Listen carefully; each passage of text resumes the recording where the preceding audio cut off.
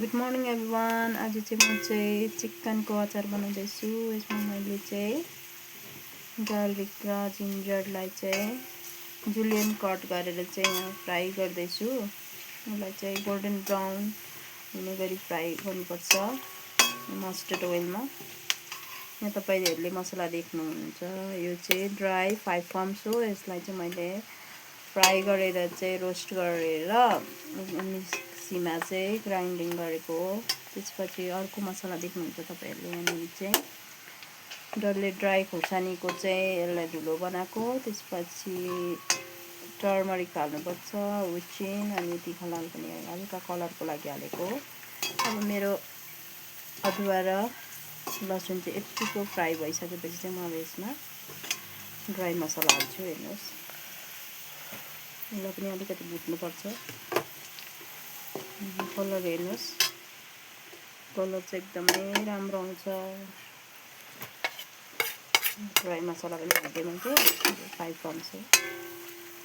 यो चाहिँ मैले चाहिँ आज 2 केजीको बनाएको चिकन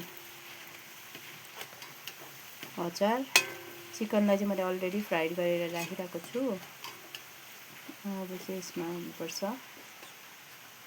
नुन, हाल्नु पर्यो। चिकन कति छ त्यही अनुसार तपाईँहरूले हाल्नु सक्नुहुन्छ। एकछिन मसलालाई पकाउनुपर्छ, हाल्दा हुन्छ होला।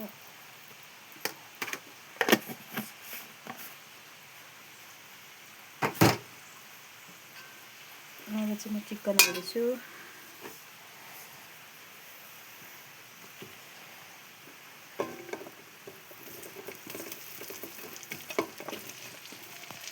अलरेडी फ्राइड भएको चिकन हो, मजाले फ्राइड गर्नुपर्छ।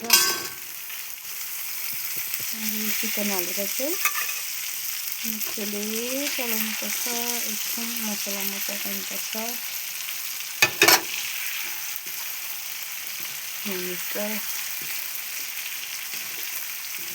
त्यसपछि हल्का भेनिगर, व्हाइट भेनिगर पनि हाल्नुपर्छ। त्यसले चाहिँ अचारलाई राम्रो गर्छ। एकदमै राम्रो फ्राइड भएको छ यो चिकन चाहिँ।